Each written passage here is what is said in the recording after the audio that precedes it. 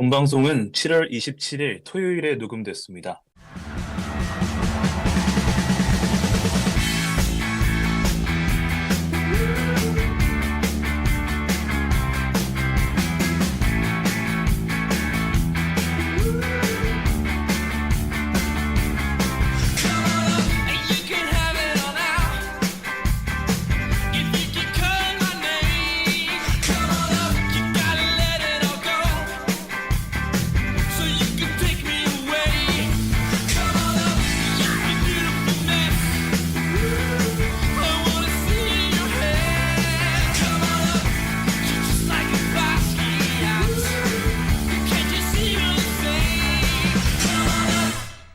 고품격 야구 라디오 야자수 힘차게 문을 열었습니다.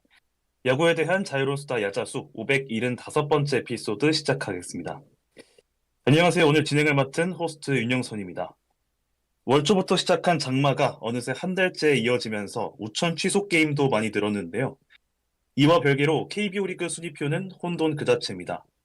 기아와 LG가 2강 체제를 굳건히 하고 있고 여름만 되면 강해지는 KT가 8연속 위닝 시리즈를 챙기면서 5위에 등극, 3위 삼성부터 7위 SSG까지 중위권 싸움이 치열하게 벌어지고 있습니다. 자, 이 열기에 발맞춰 오늘 야자수에서도 KBO 관련 주제를 들고 나왔는데요. 그 전에 오늘 PD님 그리고 패널분들 소개해드리겠습니다. 권호석 PD님, 조은희님, 그리고 이금강님 안녕하세요. 안녕하세요. 안녕하세요. 네, 야자수 575번째 에피소드 주제 바로 갑론을박 시리즈입니다. PD님이 오늘 주제 좀 더 자세히 설명해 주시죠. 네, 안녕하세요. 청취자 여러분. 오랜만에 인사드리는 것 같은데요. 오늘 야자수 방송 또 어떤 주제를 들고 와야 하나, 좀 여러분들과 어떤 이야기를 해야 하나, 좀 많은 고민을 했습니다.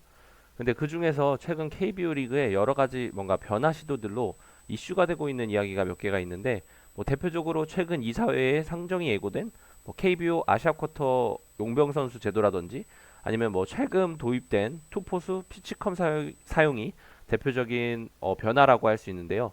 뭔가 이러한 변화들로 인해서 현재 KBO 내외부에서 많은 뭐 관계자분들이라던가 팬분들 간에 여러 갑론을박이 벌어지고 있습니다. 그래서 오늘은 KBO가 새롭게 도입하고자 하는 여러 제도들 중에서 1부에서는 아시아 쿼터 제도, 2부에서는 피치컴 관련해 가지고 우리 패널 여러분들과 청취자 여러분들과 함께 간단하게 알아보고 또 여러 가지 제도에 대해서 찬반 의견들을 함께 공유해보는 시간 가져보도록 하겠습니다. 네, 감사합니다. 그럼 오늘 주제 본격적으로 시작해 보기 전에 뭐 아시아 선수들이 뭐 정치자분들이 익히 알고 계시는 뭐 오타니 쇼헤이도 있고 과거 양키스에서 뛰었던 다나카 선수도 있고 굉장히 많은데 오늘 나오신 패널 세 분은 한국 선수들 제외하고 아시아 선수들 뭐 KBO 소속이 아니더라도 뭐 일본 프로야구 뭐 메이저리그 어느 정도 알고 계신지 한번 들어보고 싶습니다. 먼저 오섭님은 어느 정도로 알고 계신가요? 사실 개인적으로 메이저리그나 NPB에서 엄청나게 유명한 선수가 아니면은 그렇게 많은 선수를 알고 있는 것 같진 않아요. 근데 KBO에서 뛰었던 일부 아시아 선수들 같은 경우에는 조금 알고 있는데 뭐 대표적으로 뭐 최근 랜더스에서 뭐 알바 뛰고 베어스로 옮긴 뭐 우리 감자 시라카 선수가 있고요. 또 예전에 SK 왕조 시대에 그 탄탄한 선발진을 구축했던 그 카도쿠라 선수가 있고 그래서 그런지 뭔가 일본인 투수들은 랜더스 팬들, 뭐 인천 팬들한테는 약간 익숙한 느낌이 있는 것 같은데 이 두 선수 말고 좀 개인적으로 관심 있어하는 아시아 선수가 한 명 있어요. 근데 바로 뭐 다들 아실지는 모르겠는데 그 대만 출신의 천관이 투수가 있거든요. 그 이 선수가 그 대만에서 태어났고 또 NPB에서 오래 뛴 선수예요. 근데 엄청난 활약을 기록한 선수는 아닌데 그 2010년 광저우 아시안 게임과 2014년 인천 아시안 게임 그 대만 국가대표로 발탁되어 가지고 그 대한민국과 경기에서 뭔가 꾸준히 등판하고 상대를 하면서 한국 야구 팬들한테 어느 정도 익숙한 투수가 됐다. 저도 딱 이 타이밍에 이 천간이 투수를 알게 됐고 특히 뭐 광저우 때 막 이대호 선수하고 강정호 선수한테 홈런을 맞아서 그 대한민국 금메달에 뭐 공헌한 선수라고 할 수 있고 또 인천 아시안 게임에서는 그 광저우 때 안 좋은 기억 때문에 뭔가 한국 타자들 상대로 복수를 하고 싶다라는 생각으로 그때 인터뷰를 했던 거를 본 적이 있는데 그래서 한국 타자들 상대로 인천대는 굉장히 호투를 하면서 꽤나 유명해졌습니다. 그래서 이후에 일본에서 약 2020년까지 있다가 21년부터 그 고향인 대만으로 돌아가서 뭐 실업 야구도 하고 최근에 뭐 대만 리그 라쿠텐 몽키스와 계약하면서 현재까지 뭐 선수 생활을 하고 있다고 하는데 나름 쏠쏠한 활약을 하고 있는 것 같고 개인적으로 뭐 이렇게 천간이 투수 이렇게 대만 투수까지 알고 있는 것 같네요. 네. 방금 오섭님이 말씀해주신 것 중에 카도쿠라 진짜 오랜만이네요. 저는 일본 선수 하면 비록 LG에서 한 시즌 정도밖에 안 뛰었지만 오카모토 시냐라는 마무리 투수가 있었어요. 제가 야구 거의 처음 입문할 때 뛰었던 선수인데 기억이 나고 대만 이야기도 나온 김에 과거 NC에서 뛰었던 왕웨이중 선수도 생각이 나네요. KBO 리그 활약이 그렇게 뛰어나진 않았어요.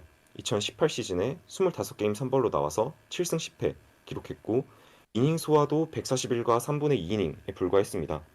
재계약은 실패했고요. 그래도 다음 해인 2019년에 어찌저찌 미러키랑 마이너리그 계약해서 결국에 메이저리그 콜업까지 됐어요. 그리고 2020년부터는 CPBL에서 뛰었습니다. 그해 드래프트 전체 1순위로 웨이치안 드래곤스에 지명됐고요. 작년에는 불펜으로 뛰었어요. 45경기 모두 불펜으로 등판했고 그해 이제 작년이죠. 웨이치안이 24년 만에 CPBL 우승을 차지하는데 일조했습니다. 비록 타이완 시리즈 활약은 별로였지만요. 그리고 올 시즌엔 다시 선발로 돌아왔어요. 13경기 나와서 2승 6패 그리고 ERA 4.22로 여전히 좀 포텐을 못 터뜨리고 있는 상황입니다. 19살에 미국 진출했던 투수가 벌써 32이 됐고요. 개인적으로는 좀 안타까운 선수예요, 보면. KBO 리그를 제외하면 천웨인 선수 정도가 생각나네요. 제가 볼티모어 오리올스 팬으로 잠깐 있었던 시기가 있었기 때문에 이 정도인 것 같습니다. 네, 아무래도 일본 선수들의 이름이 더 있죠. 뭐, KBO로 따지면 아까 이야기한 오카모토 시냐도 있지만, 뭐, 히어로즈에서 뛴 다카스 신고도 있고, 뭐, 시라카와 카도쿠라가 있고, 그리고 이제 호주를 뭐 축구처럼 아시아에 포함을 한다면, 이제 LG와 롯데에서 뛰었던 크리스 옥스프링, 하나에서 뛰었던 브래드 토마스와 워릭 서폴드, 뭐, 넥센에서 뛰었던 에드리안 번사이드, 기아에서 뛰었던 트래비스 블래클리가 있겠죠. 이제 다른 리그에서 뛰는 뭐 아시아 선수들은 너무 많다 보니까 이야기를 안 할 텐데요. 그리고 또 저는 이제 미국 대학 야구인 NCAA를 이제 보다 보니까 그 아시아 선수들이 종종 있어요. 그래서 이번 MLB 드래프트 전체 1번 클리블랜드로 지명된 트레이스 바자나라든가 19라운드지만 이제 태국 출신인 선수가 있어요. 이제 워싱턴 지명을 받은 라이언 윙클러라는 선수가 있고요. 그리고 이제 작년에 화이트삭스로 드래프트된 니시다 리쿠라는 일본 선수가 있고, 그리고 이제 또 이 화제의 선수죠. 올해 이제 가을에 스탠퍼드 신입생으로 들어가는 사사키 린타로 등도 있네요. 네, 정말 많은 아시아 선수들이 있네요. NCAA까지 얘기를 해 주셨는데요. 이렇게 주제 시작하기 전에 간단히 아시아 선수들 언급을 쭉 해봤고요. 이제 오늘의 주제, 아시아 쿼터 제도에 대해 얘기를 해봐야겠죠? 물론 대부분 야자수 청취자분들은 뭐 거의 다 알고 계시겠지만 혹시나 모르시는 분들을 위해서 이 아시아 쿼터 제도 어떤 건지 간단하게 소개 부탁드리겠습니다. 뭐 간단하게 이야기하면 기존 KBO에서 운영되고 있는 외국인 용병 선수 그 제도에 그 아시아 국적의 선수를 추가로 선발해서 영입할 수 있는 제도를 운영하는 것이다라고 이렇게 말씀을 드릴 수가 있는데 말 그대로 그러니까 쉽게 말해 현재 각 구단별에서 투포수 포함해서 3명의 외국인 선수를 지금 사용하고 있는데 이제 거기다가 아시아 국적의 선수 한 명만 더 추가를 해가지고 약 4명의 외국인 선수를 영입할 수 있도록 하겠다라고 하는 제도라고 볼 수 있을 것 같고 이게 축구에서 가장 먼저 시행되었다고 해요. 그 일본 J리그에서 먼저 이게 시행이 되었고 근데 이제 아시아 축구 연맹에서 그 아시아 챔피언스 리그가 할 때 이 아시아 쿼터 제도를 도입을 해가지고 그 해당 그 소속팀 회원국의 각 리그에 좀 추진이 되면서 이제 대한민국 또한 그 아시안 축구 연맹에 소속되어 있는 그 리그다 보니까 이 대한민국 K리그에서는 약 2009년부터 시작이 됐다고 합니다. 근데 이제 K리그 같은 경우에는 조금 계속해서 이게 변화를 주고 있는 그 아시아 쿼터 제도인데 그 내년 시즌부터는 아시아 쿼터를 사용하지 않고 그 대신에 일반적인 외국인 용병 쿼터를 좀 더 늘려서 뽑는 것으로 좀 변경이 되었다고 하고요. 현재 뭐 한국에 뭐 농구, 배구 이렇게 있는데 KBL 한국 남자 농구 같은 경우에 남자 농구하고 남자 배구, 여자 배구 같은 경우에는 모두 아시아 쿼터 제도가 현재까지 좀 시행이 되고 있고요. 그 여자 농구 같은 경우에는 올 시즌부터 좀 아시아 쿼터 제도를 시행해가지고 하기로 지금 되어 있는 상태고 선수 선발까지 모두 마친 상태라고 합니다. 만약 여기서 KBO가 이번 이사회를 통해서 아시아 쿼터 제도를 조금 긍정적으로 보고 이게 도입하기로 확정이 된다면은 대한민국 스포츠 리그 4대 스포츠 리그 중에서 아마 가장 늦게 아시아 쿼터 제도를 좀 도입하게 되는 종목 리그가 되지 않을까 그렇게 보고 있습니다. 네, 제도적인 부분 전체적으로 잘 훑어봐 주시는 것 같고요. 저는 효과 측면에서 좀 보고 싶어요. KBO 리그에 아시아 쿼터가 들어오면 개인적으로 주목해보고 싶은 점이 국가 분포입니다. 과연 어떤 국적의 선수들이 오게 될까가 좀 궁금해요. 다른 종목의 경우에 리그별로 타겟하는 국가들이 확실해요. 아까 말씀 주신 여자 배구는 동남아 쪽이 좀 강세입니다. 태국과 인도네시아 선수들이 많고요. KBL은 필리핀이죠. 아무래도 필리핀에서 농구가 거의 국기 수준으로 인기가 많기 때문인데요. 저도 필리핀에 가보진 않았지만 약간 과장 섞어서 뭐 동네 10m 거리마다 농구 골대가 있다는 말도 들리곤 합니다. K리그 쪽에서는 포지션별로 약간 차이를 보여요. 스킬셋이 중요한 미드필더나 공격수 이쪽은 거의 일본 선수가 많고요. 간혹가다 우즈벡 선수들도 있습니다. 또 체격 조건이 뛰어나야 하는 수비수는 호주 위주예요. 그리고 K리그2에는 동남아 쿼터가 있는데 베트남 선수들이 대부분이었고요. 또 올해 처음 시작한 WKBL, 여자농구죠. 여자농구는 지금 일본 선수만 대상으로 뽑고 있습니다. 애초에 드래프트 자체도 일본 현지에서 진행했어요. 남자 배구는 그래도 분포가 전체적으로 잘 되어 있는 편인 것 같아요. 올해는 이란 선수가 많이 뽑혔긴 한데 뭐 3명인가요? 뽑히던 걸로 기억하는데 작년에 뛰었던 선수들까지 포함하면 중국, 대만, 일본 골고루 섞여 있습니다.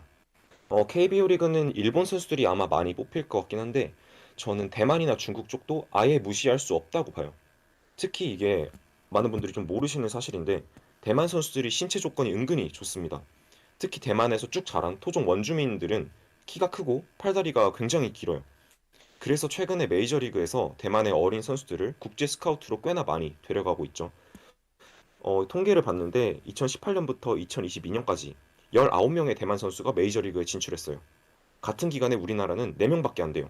이제 배지환, 최현일, 이지태, 조원빈 이 4명이 있고 만약 아시아 쿼터를 육성형 외국인으로 접근한다면 과거 기아의 뭐 보다카시 선수 차례처럼 그럼 대만이 오히려 가능성 있을 수도 있을 것 같아요.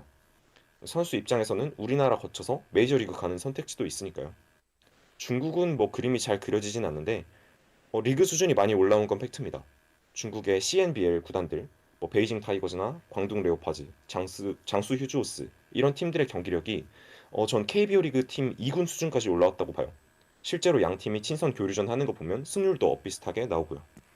네, 여기서 이제 핵심은 호주를 과연 그 아시아 쿼터 안에 포함시킬 건지 여부일 텐데요. 사실 저는 지난 WBC에서 우리나라가 호주한테 졌을 때 뭐 다들 뭐 충격패라고 이야기를 하지만 충격이라고 말하는 게 맞나 싶을 정도로 호주 야구가 그 이제 프로 수준은 뭐 ABL 수준만 생각하면 안 되지만 그 선수 전체 풀로 보면 엄청 성장을 많이 했거든요. 특히 뭐 네. 메이저리그에도 호주 선수들이 제법 진출을 했고, 그러니까 그런 선수들이 KBO에 충분히 올 수 있을 거라 생각합니다. 네, 감사합니다. 얼마 전에 아시아 쿼터로 여자 프로농구였죠. 하나원큐에 입단한 유즈키 선수가 한국인 뺨치는 유창한 한국어 실력의 인터뷰를 보여주면서 굉장히 큰 화제가 됐던 걸 제가 또 얼마 전에 본 적이 있는데 이처럼 굉장히 다양한 리그에서 이 아시아 쿼터 제도를 활용하고 있는데 다른 종목의 리그와 비교했을 때 이 KBO의 아시아 쿼터 제도의 차이점이나 논의점 같은 것들이 있을까요? 큰 논의점이라고 한다면 NPB와 CPBL의 반응이겠죠.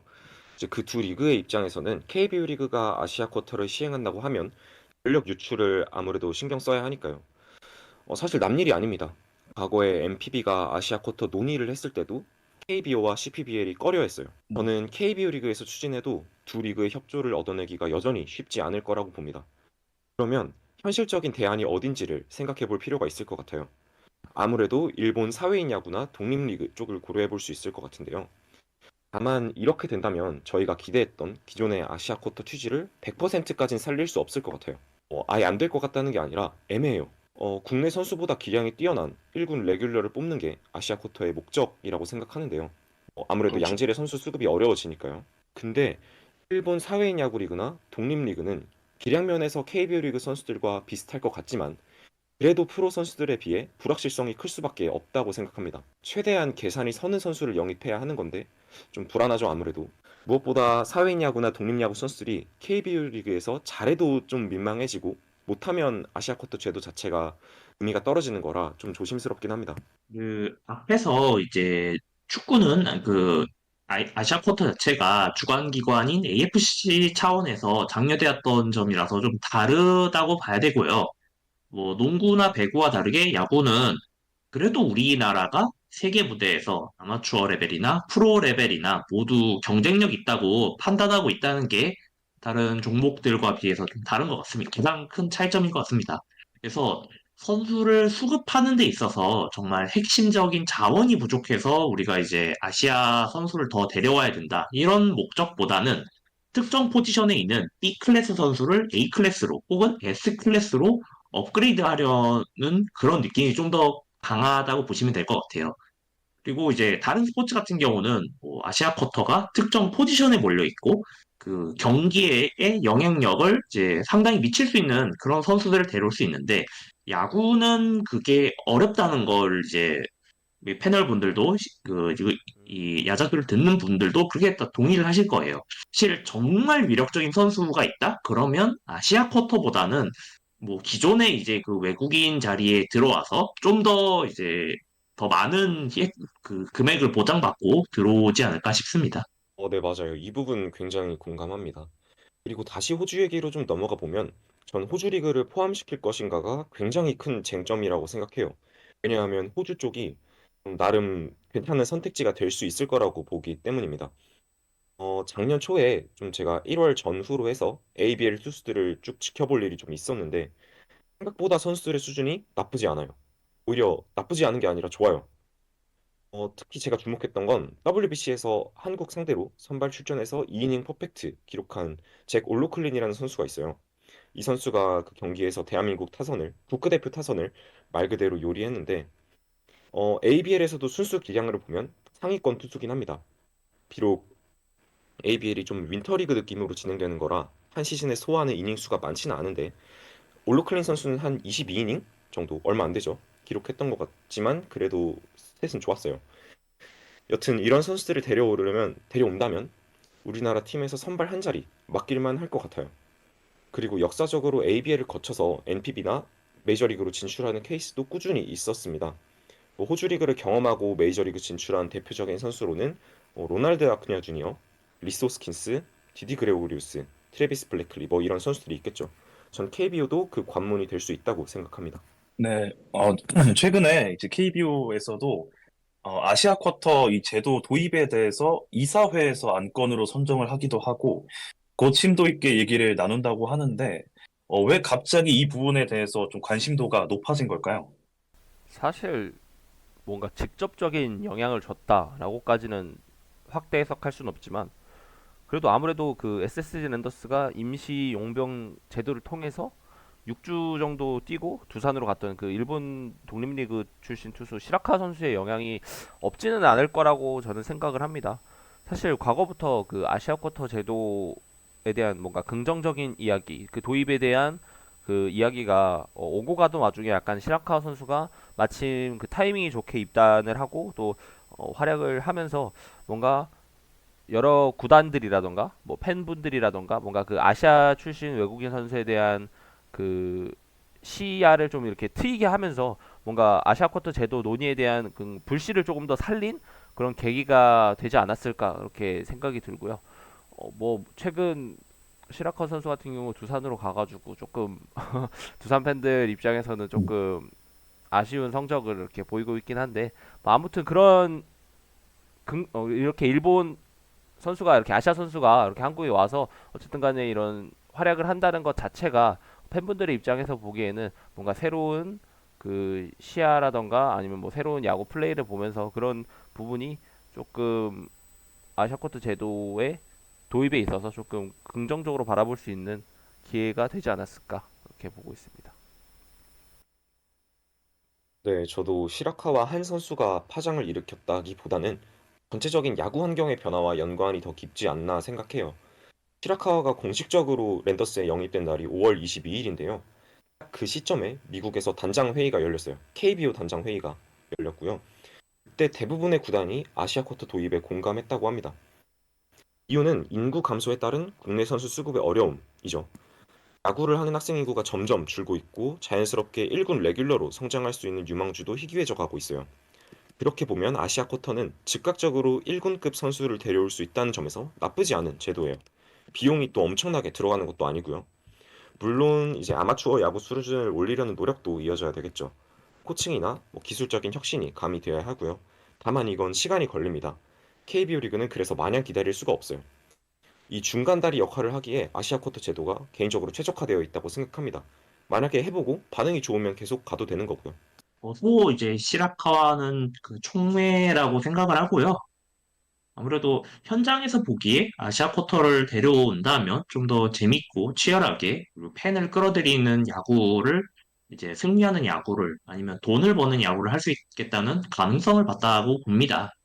사실 구단 입장에서 아시아 쿼터로 이제 외국인을 데려오면 한국 선수 한 명 쓰는 것보다 돈을 더 쓸 수밖에 없는데요.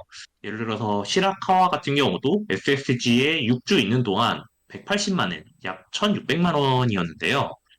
KBO 리그 지금 최저 연봉이 3천만 원입니다. 그러니까 돈을 더 많이 썼죠, 실제로. 그래서 경영상으로 죄다 적자인 우리나라 그 야구단에서 이런 계산을 안 하고 그냥 뭐 이성적인 측면에서 뭐 야구의 세계 교류, 아니면 중계권 판매, 관광 효과 뭐 이런 걸 노리면서 아시아 쿼터 제도를 꺼내진 않았을 겁니다. 네, 이렇게 KBO 리그의 뜨거운 감자로 떠오른 이 아시아 쿼터 제도, 제가 지금 패널분들의 이야기, 의견을 쭉 들어보니까 굉장히 좋아 보이는데 왜 아직까지도 도입이 안 됐을까 하는 개인적으로 좀 생각이 드는데 이 제도가 좋아 보이긴 하겠지만 또 당연히 단점도 존재하겠죠? 이 제도가 도입됐을 때 나타날 만한 장단점 어떤 것이 있을까요? 제가 개인적으로 생각하기에는 단점 같은 경우 이제 아무래도 국내 선수들의 주전 경쟁이 조금 더 심화되고 또 외국인 의존, 그러니까 리그 자체나 팀 자체에서 외국인 선수 의존도가 조금 더 높아지지 않을까. 그러니까 흔히 말해서 우리가 뭐 젊은 선수들을 육성을 하는데 뭐 경험치 먹이기 아니면 뭐 선수 키우기가 굉장히 이렇게 중요하다고 하고 팬분들도 그런 거를 많이 원하시는데 그러한 부분에 있어서 외국인 선수가 이 한 자리를 차지하게 됨으로써 뭔가 어린 선수의 그 등판 기회가 뺏기는 거죠. 그래서 그런 경험치 먹이기가 좀 어려워지는 부분이 있고, 국내 선수들이 그것 때문에 좀 본인의 뭔가 잠재력을 터트릴 수 있는 기회가 좀 줄어들 것 같다라고 좀 생각이 들고요.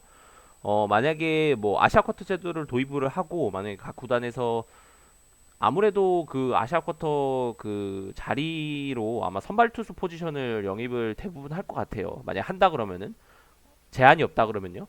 그러면 이제 현재 활용하고 있는 기존 용병 선발 투수 두 자리에 아시아 쿼터 용병 선수 한 자리가 이렇게 배정이 돼서 총 5인 로테이션 중에서 3명이 외국인 선수가 이렇게 두 자리를 가지고 가는 거잖아요.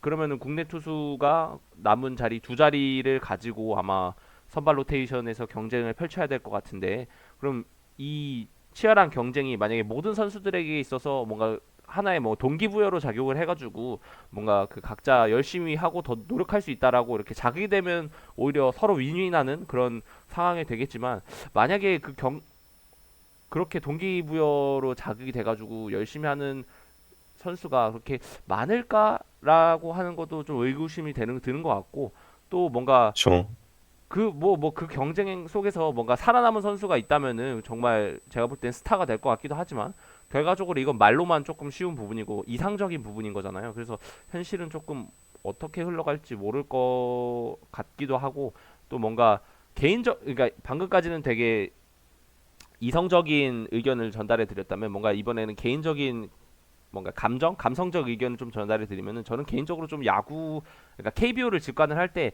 좀 외국인 선수가 선발 등판하는 경기는 그렇게 선호하지 않습니다. 왜냐면은 뭐 물론 뭐 이길 수 있는 확률이 뭔가 국내 투수보다 외국인 선수가 뭐 조금 더 잘하는 경향이 있으니까 좀 이기는 경기를 좀 많이 볼 수 있다는 뭐 그런 부분이 있지만 사실 저는 외국인 선수가 이기는 것보다는 우리 한국 선수들이 조금 더 많이 등판을 해서 성장을 하고 뭔가 그 팀의 프랜차이즈 스타가 돼가지고 조금 더 팀에서 롱런하는 그런 선수들을 좀 많이 보고 싶기 때문에 개인적으로 좀 국내 투수들의 경기 투수뿐만 아니라 타자도 역시 뭔가 국내 선수들이 뭔가 활약을 하고 하는 것을 조금 더 선호를 하는데 만약에 아시아 쿼터 제도가 시행이 돼가지고 뭐 선발 투수도 그렇고 뭐 야수도 그렇고 뭔가 외국인 선수가 결과적으로 많아져서 외국인 의존도가 조금 더 커진다.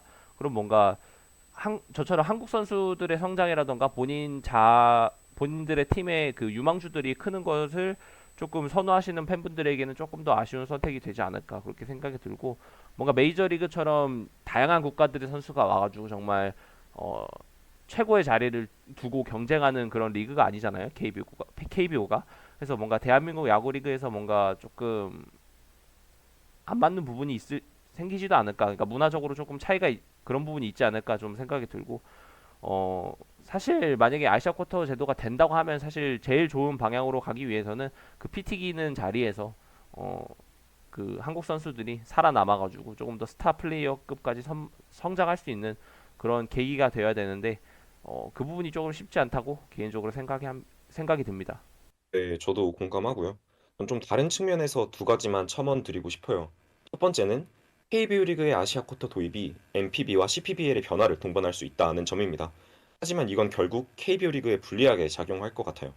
그리고 두 번째는 사실 아시아 쿼터의 큰 명분 중 하나가 흥행이나 좀 사업적인 면이에요. 하지만 야구에서는 그런 기대 효과를 찾기가 힘들 것 같습니다. 첫 번째부터 다시 볼게요. KBO가 아시아 쿼터를 도입하면 만약에 NPB도 똑같이 아시아 쿼터 한다고 했을 때 저희가 반대할 명분이 없어져요. 왜냐면 우리는 일본 선수 데려오는데 NPB가 한국 선수 데려간다고 뭐라고 할 수가 없잖아요. 그러면 제가 뭐 기아 팬이니까 한번 대입을 해볼게요. NPB에서 저희가 선발 투수를 데려왔습니다. 아시아 쿼터로. 그러면 그쪽도 유출된 전력을 보강해야 하니까 국내 선발을 가져갈 수 있어요. 만약에 이일이나 윤영철 선수가 나간다고 생각해보면 전 이건 진짜 잘 못 받아들이겠어요. 물론 전력적인 부분에서는 플러스가 될 수 있지만 오삼님도 말씀해주셨듯이 저희가 메이저리그나 유럽 축구면 모를까 KBO에서는 전력 상승이 전부가 아니잖아요, 사실. 특히 요즘처럼 구단의 성적과 인기가 꼭 비례하지 않는 시대에서는 조금의 경쟁 우위를 위해서 많은 위험을 감수하는 행위는 지양하는 게 좋다고 봐요. 사실 아까 성적과 인기가 꼭 비례하지 않는다라고 말씀드렸는데 구단이 성적에 의존하지 않는 마케팅을 잘 하는 건지 아니면 팬들이 야구를 점점 스포츠가 아니라 엔터테인먼트로 보고 있는 건지 원인은 잘 모르겠어요. 여튼 본론으로 돌아와서 이런 NPB와 CPBL 간의 연관성 부분은 야공소의 장호재 공작원님이 쓰신 아시아 쿼터 관련 칼럼에서 되게 잘 나와 있습니다. 네, 갑자기 홍보해서 죄송하고요. 한 번쯤 읽어보시면 좋을 것 같아요. 네. 그리고 두 번째는 흥행이나 사업적인 면입니다. 아까 금강님께서 이상적인 부분이 아니라 현실적인 면에서 이런 사업 측면을 리그가 고려했을 거다라고 말씀해 주셨는데요. 전 그 계산이 좀 잘못됐을 수도 있다고 생각해요. 야구에서는 생각보다 돈이 안 될 수 있어요. 그리고 사업적인 게 따라오지 않는다면 왜 하필 아시아 쿼터여야 하는지도 모르겠어요. 왜냐면 KBL이나 여자 배구에서는 아시아 쿼터가 실제로 돈이 돼요. K리그2에서도 그렇고요. 지금 태국 여자 배구 대표팀 감독으로 계신 박기원 감독의 인터뷰를 본 적이 있었는데 태국에서는 사람들이 정말 광장에서 모여서 V리그를 본대요. 여자 배구를. IBK의 폰푼 선수가 뛰고 있고 정관장에서도 인도네시아 국적인 메가 선수가 정말 인기가 많으니까요. 과거 K리그2에서 돌풍을 일으킨 아스나위 사례는 스포츠 팬이라면 좀 익히 알고 계실 것 같아요. 전남 드래곤스에서 아스나위를 영입하자마자 3일 만에 구단 팔로워가 5배나 늘었어요. 원래 전남이 팔로워가 한 1.2만 명? 13,000명? 뭐 이 정도였는데 6만 명 넘어섰고요. 3일 만에. 이런 인기 덕분에 구단도 사업을 확장할 수 있었습니다. 해당 국가들과 관광 상품을 개발하는 경우는 좀 있고요. 또 중계권도 팔고 이게 실제로 진행되진 않았지만 전 해당 국가 관광청과의 스폰서십 내지 파트너십도 충분히 가능하다고 생각해요. 왜냐면 구단과 관광청이 협업하는 게 요즘 스폰서십 시장에 떠오르는 트렌드이기도 하고요. 뭐 예를 들면 우리나라도 뭐 이매진 유어 코리아가 손흥민 선수가 뛰고 있는 토트넘에 스폰을 한다든지 이런 게 불가능한 얘기가 아니거든요. 뭐 여튼 본론으로 돌아와서 야구에서 이게 될지 잘 모르겠습니다. 전 오히려 야구라서 안 될 것 같아요. 일본은 자국 리그가 워낙 활발하잖아요. 뭐 일본 선수가 KBO 리그 간다고 KBO를 뭐 일본 팬들이 볼지 잘 모르겠어요. 그렇죠. 대만은 그나마 가능성이 있다고 생각했는데 그것도 실제 사례를 보면 왕웨이중 선수가 뛰었을 때 그렇지 않았잖아요. 심지어 여긴 창원 씨가 뭐 타이중 씨랑 교류도 맺고 했는데도 바이럴이 많이 안 됐어요. 이것도 뭐 물론 왕웨이중이 CPBL을 거치지 않고 미국에서만 줄고 뛰다가 KBO 직행한 선수여서 그럴지도 모릅니다. 우리나라 보면 배지환 선수 같은 케이스죠. 국내에서 뭐 인기가 그렇게 많이는 없으니까요. 무엇보다 지금 KBO 리그 중계권을 해외 중계권을 숲이 가지고 있잖아요. 지난달에 파트너십 계약을 체결했는데 여기서 숲은 구 아프리카 TV입니다. 이제 해외에서 무료로 KBO 리그를 시청할 수 있는 플랫폼이 됐고요. 그래서 무료라서 중계권 판매 수익이 생각한 만큼 크게 안 나올 것 같아요. 해당 국가랑 중계권 계약을 체결해도 TV 시청자 일부가 숲으로 빠질 수도 있다고 생각하거든요. 당장에 우리나라에서도 티빙 돈 내고 보는 것보다 뭐 IP 우회해서 아프리카 TV 숲으로 보자 이런 이야기가 나오고 있는 마당에 뭐 해외에서 이런 것도 좋은 요소는 아닌 것 같아요. 좀 장황하게 설명했지만 쉽게 말하면 계산이 안 섭니다. 경영학적으로 보면 의사결정에 있어서 기대랑 예측을 구분하는 게 굉장히 중요하거든요. 실제로 많이 기업이나 이런 데서 혼동하는 실수기도 하고요. 그래서 어떤 전망에 근거라는 게 없으면 그건 사실 기대에 불과한 거예요. 야구에서도 아시아 쿼터가 돈이 된다는 연결고리도 명확하지 않고 비슷한 사례라도 있어야 하는데 시라카와나 왕웨이 중 사례는 아니었죠. 또 사업적인 부분을 배제하고 선수 수급이나 전력 강화만 목적이라고 본다면 전 아시아 쿼터보다 조금 더 나은 방법을 찾을 수 있다고 봅니다. 어, 저는 좀 다른 관점에서 아시아 쿼터를 보고 있는데요. 사실 아시아 쿼터가 이 상당히 폐쇄적인 한국 야구를 개방하는 방식이 될 수 있다고 생각합니다. 한국 야구에서 외국 야구 하면 미국과 일본밖에 없거든요. 국제 교류는 극히 제한적이고 국가 대항전도 별로 없죠. 예를 들어서 일본이 이제 올해도 이제 유럽 대표, 체코 대표와 경기를 했다든가, 아니면 대만 상비군이 미국 대학 대표팀이랑 맞붙었다. 이런 시도가 우리나라엔 없어요, 지금. 그래서 뭐 사실 뭐 팀 단위로 하는 게 제일 좋겠지만 그게 안 되면 이렇게 선수 하나라도 이제 데리고 오면서 아니면 선수 하나라도 더 내보내면서 우리가 미처 보지 못했던 이 나라엔 이런 선수가 있구나. 뭐 이 나라엔 이런 야구가 있구나. 이런 거를 이제 배워가는 거죠. 물론 이제 그 이제 우리나라로 들어오는 선수들도 한국 야구가 무엇인지를 이제 배울 거고요. 거기에 이제 우리나라가 그동안 외국인을 미주에서만 데려왔잖아요. 이제 거의 대부분 이거를 이제 아시아로 조금 그 이제 시각을 돌리면서 한국 야구의 외연을 확장하는 거죠. 그러니까 다양한 스타일을 경험하고 그러고 이제 다양한 스타일을 배우면 프로뿐만이 아니라 아마추어도 이제 성장하고 어떤 그런 얻는 점이 있을 겁니다. 네, 맞습니다. 저도 한국 야구를 개방해야 한다는 의견에는 굉장히 동의합니다. 교류하지 않는 스포츠나 스포츠 리그나 문화는 결국에 우물안 개구리가 돼서 망해버리기 때문인데요. 그런 면에서 외국인 선수들을 우리나라로 들여오는 인바운드를 포함해서 우리 선수를 또 질롱 코리아 ABL에 보내는 아웃바운드 형태의 교류도 매우 매우 찬성합니다.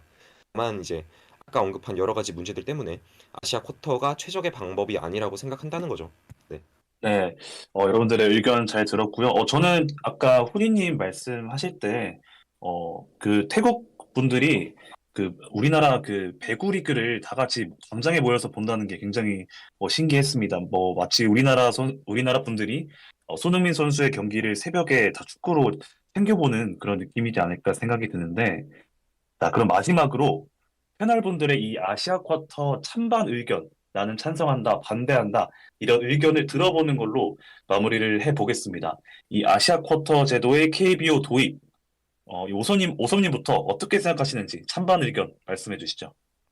저 같은 경우에는 사실 조금 애매한 의견이었던 것 같아요. 그러니까 찬성하는 부분도 있고 반대하는 부분도 있었는데 저는 결과적으로 보면 조금 반대 의견에 가깝지 않나라고 소개를 드리고 싶고요. 그렇게 생각하는 이유에 대해서 조금 말씀을 드리면 아까 제가 말씀드렸던 부분과 약간 일맥상통하는 부분이 있어요.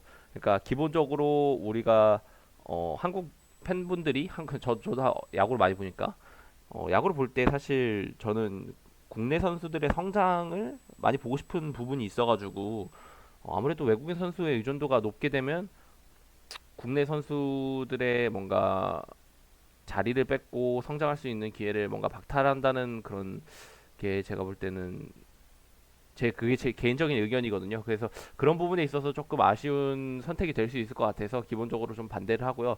근데 좀 제가 오늘 이거 아까 다른 분들이 말씀해 주신 거 좀 들어보니까 만약에 한국 선수가 조금 상위 리그의 아시아 쿼터 제도로 나간다라고 생각을 해봤을 때는 좀 그런 부분은 또 긍정적인 부분도 있을 것 같아요. 그래서 뭔가 오늘은 제가 저희 방송에서 단순히 KBO의 아시아 쿼터 제도를 도입을 해서 외국인 선수를 한국 리그로 이렇게 데려온다라는 부분에 한정지어서 이렇게 방송 진행을 했는데 만약에 이거를 진짜 아시아 권역 야구 전체 발전을 위해서 보면은 한국 선수가 타 리그에 이제 아시아 쿼터 제대로 나가가지고 또 한국 선수가 그런 과정을 통해서 성장할 수 있는 기회가 또 되지도 않을까라고 좀 오늘 방송을 통해서 좀 깨달았던 것 같아요. 그래서 그런 부분이 있어가지고 그런 부분은 조금 찬성의 의견을 펼칠 수 있을 것 같긴 한데 일단 기본적으로 오늘 같은 경우에는 KBO의 아시아 쿼터 제도를 들여와가지고 외국인 선수들이 뛰는 것만 놓고 얘기를 한다고 보면은 그런 부분에 있어서는 조금 반대 의견을 펼칠 수 있지 않을까 또 개인적으로 이렇게 생각이 듭니다. 네. 네. 방금 아시아 권역의 좀 발전 측면에서 본다면 국내 선수 보내는 게 또 은근히 괜찮을 수도 있을 것 같네요. 아까 뭐 이일이 윤영철 나간다고 좀 찡찡댔던 것 같은데 아무튼 저도 원래 찬성이었습니다. 아시아 쿼터 제도를 와이낫 뭐 이런 입장이었는데 자료 조사하다 보니까 반대쪽으로 기울어진 것 같아요. 왜냐면 생각보다 따라오는 부작용이 클 것 같아요. 현실성 자체도 떨어지고 명분도 좀 부족하고 다만 호주 선수들이 많이 들어온다고 하면 찬성할 수도 있을 것 같아요. 왜냐면 호주 선수들이 비교적 생소했어서 보는 재미가 있을 것 같다는 이유가 들고요. 다만 전체적으로는 반대입니다. 근데 반대해서 끝나면 안 된다고 생각해요. 뭐든 이제 발전적인 방식으로 더 토론을 해야 된다고 생각하는데 그래서 절충안을 제시하고 싶습니다. 선수 수급이 어려워서 아시아 쿼터를 논의하고 있는 거라면 아예 외국인 선수 슬롯을 한 명 늘리는 방식도 있어요. 국적 무관하게. 대신 그러면 말씀해 주셨듯이 국내 선수의 뭐 경쟁력 문제가 있잖아요. 그래서 특정 나이 이하 때 국내 선수 몇 명을 1군 로스터에 무조건 포함시키자는 겁니다. 쉽게 말해서 K리그 1처럼 하면 돼요. K리그 1은 2025년부터 아시아 쿼터를 폐지하고 국적 무관에서 외국인 선수를 6명까지 영입할 수 있게 바꿨어요. 기존에는 국적 무관 4명에 아시아 쿼터 1명, 그래서 총 5명이었죠. 여기에 원래 U22 규정은 있었어요. U22 규정은 출전 명단에 22세 이하 선수 2명이 무조건 포함되어야 해요. 그러니까 베스트 11에. 다만 이게 선발 출전 기준이라 어린 선수들이 대부분 전반전에 교체되긴 한다는 허점이 있긴 한데 어쨌든 야구에 맞게 변형해보면 뭐 해볼 수 있지 않을까라는 생각이 들어요. 외국인 선수를 이제 4명으로 하고 1군 로스터에 특정 나이 이하 선수를 몇 명 포함하면 될 것 같습니다. 그러면 이제 전력 보강이든 경험치를 먹이는 거든 국내 선수 유출 문제든 적절히 밸런스를 잡을 수 있지 않을까 싶어요. 좀 신경 쓸 사항이 많아지긴 한데 감독과 단장의 로스터 운영 능력도 키울 수 있는 거고요. 또 뭐 사실 아시아 쿼터를 무조건 해야 된다라고 하면 반대에 가까운데요. 그러나 우리나라 야구의 이런 폐쇄성을 깨고 외연을 넓히는 방향은 필요하다고 생각합니다. 그게 뭐 아시아 쿼터가 됐든 외국인 자리를 늘리든요. 뭐 사실 아마추어에서는 이를 되게 강력하게 반대하시는 분들이 되게 많은데 반대하기 전에 우리 스스로를 돌아볼 필요가 있다고 봅니다. 그래서 아시아 쿼터를 도입하거나 뭐 외국인 자리를 늘린다고 해서 망해버릴 한국 아마추어 야구라면 진작에 망했어야 되고요. 그 외국인 네요. 도입이나 이 확대 이야기를 할 때마다 이 똑같은 이야기가 나왔어요. 사실 지난 20년, 30년 동안. 그렇지만 한국 야구 아직 잘 살아있죠. 근데 이제 우리나라 아마추어 야구가 지난 십수년 동안 뭐 극적으로 변했는가? 라고 하면 저는 아니라고 봅니다.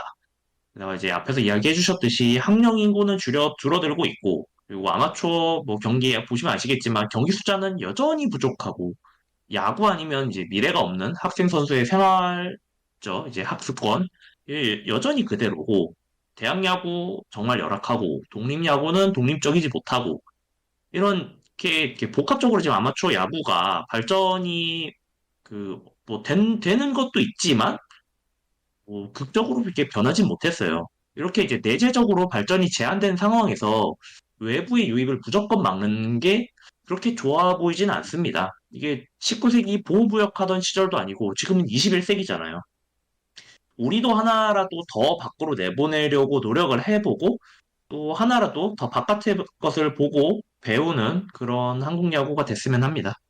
사실 얘기해 주신 것처럼 좀 생각을 좀 해보면은 이게 아까도 제가 말씀을 드렸지만 사실 오늘은 뭔가 KBO 하나만 놓고 이렇게 아시아 쿼터 제도를 얘기를 해봤는데 사실 이게 아시아 쿼터 제도를 아시아권의 야구 리그를 운영하고 있는 국가 뭐 호주까지 포함을 해서 호주, 대만, 뭐 일본, 한국 이렇게 범아시아권에 있는 그 국가들끼리 이게 통합적으로 아시아 쿼터를 조금 논의를 하는 게 조금 더 좋은 방향성이 아닐까라는 생각이 조금 개인적으로 드네요. 아까 얘기했던 뭐 축구에서 아시아 축구 연맹처럼요. 그러니까 왜냐 그러면은 결과적으로 이 아시아 쿼터 제도를 운영을 하면서 단순히 선수를 수급하는 게 문제가 아니라 아까 제가 얘기했고 뭐 훈이님도 그 부분에 좀 동의를 해주셨고 금강님도 마찬가지 동일한 의견이셨지만 우리의 선수들을 바깥으로 상위 리그로 보낼 수 있다는 그런 장점이 지금 생각해보면 굉장히 큰 것 같거든요. 그래서 이 아시아 쿼터 제도를 단순히 그러니까 단일 리그, 그러니까 KBO 자체적으로만 보고 논의를 하고 이거를 도입을 하지 말고 뭔가 아까도 뭐 일본이 처음에 NPB에서 그런 부분을 좀 협조를 구했는데 뭐 서로 거절했다고는 하는데 뭔가 그런 부분은 이제 앞으로 일본도 그렇고 우리도 그렇고 뭔가 인구가 줄고 뭐 우리나라 같은 경우에는 한국 야구하는 뭐 아마추어 선수들이 줄고 있는 이런 입장에서 뭔가 아시아권역에 있는 각 국가들 전체가 이런 아시아 쿼터 제도를 논의를 해가지고 아시아 야구 선수들의 발전에 조금 긍정적인 영향을 줄 수 있는 제도를 조금 더 만들고 좀 개편을 하면은 아시아 쿼터 제도가 진짜로 좋은 제도로 만들어지지 않을까라고 조금 생각을 하는 것 같아요. 네, 감사합니다. 이렇게 보면 세 분의 의견이, 일단, 기본적인 의견은 다 반대 의견을 주시긴 했는데, 충분히 이 제도를 조금 더, 회의를 통해서 손을 보고, 충분히 논의가 된다면, 추후에는, 아시아뿐만 아니라 전 세계 야구 발전을 위해서 이 아시아 쿼터 제도가 충분히 좋은 방향으로, 활용이 될 수 있다.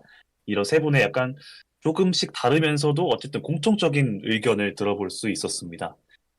자, 이렇게 해서 오늘 한 시간 조금 안 되게 이 갑로들박 시리즈 그중에서 첫 번째 이야기 아시아 쿼터 제도에 대해서 이야기를 나눠봤는데요. 저희는 사흘 뒤에 목요일 방송에서는 이 갑로들박 두 번째 주제 바로 피치컴에 대한 수다 자유롭게 한번 떨어보겠습니다.